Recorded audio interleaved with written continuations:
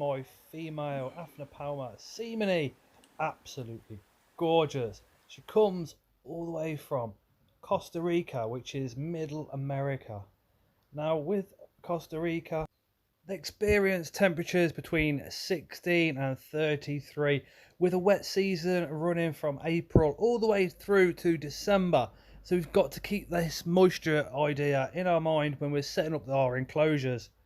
The humidity for Costa Rica annually is around 70 to 80%. So again, we want to recreate that in our enclosure. These are a terrestrial species, but again, you want to kind of give them the opportunity to burrow as well. So always include that hide in the enclosure with 4 to 6 inches of substrate so they can burrow down if they want to. They are a New World species. There's not a lot of research I could find on their venom, but they do like to flick hairs in the first instance. Although my girls have never flicked anything at me, they do seem to just retreat back into that hide if they feel threatened. They are medium growers, so they can grow up to 2 inches a year, with the females reaching around 6 inches and the males up to 4 to 4.5. The females can live up to around 15 years, where we're lucky to see a male past 5 years, with the females maturing at around 5 years of age and the males maturing around 2 to 3 years.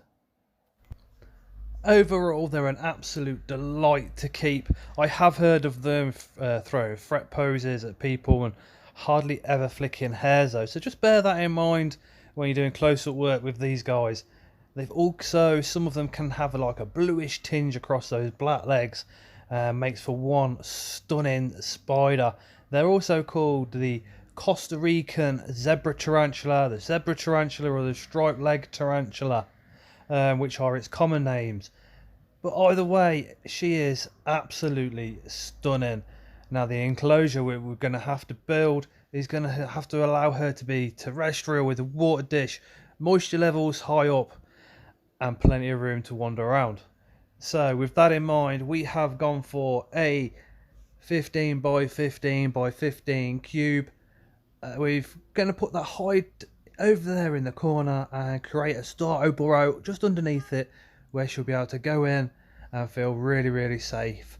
This time of year in the UK is not the time for moss, so we're looking at collecting moss towards the end of September.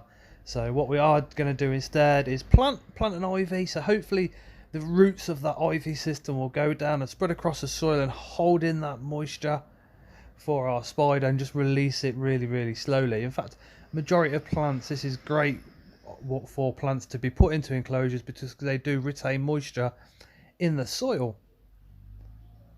What we're going to be wanting to do is spraying this down once a week, just so she keeps that humidity around 70 to 80%.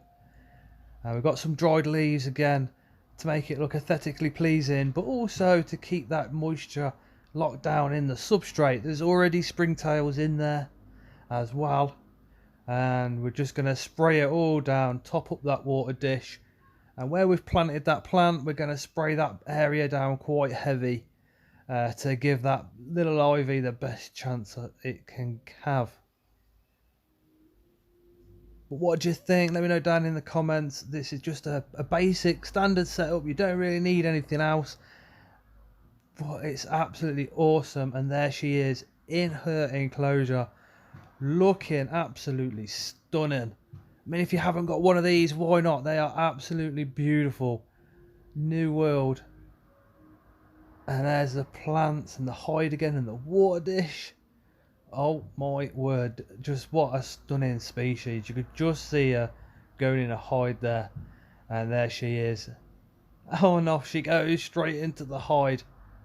I am absolutely in love with this species. But the whole enclosure is very easy, very simple setup. The substrate is 50% coir with 50% potting compost, and that's all we need. Thank you so much for watching. Also, I took myself out of this one because I want the attention to be on the spider. Let me know what you think about that down in the comments, and we'll see you again on the next one.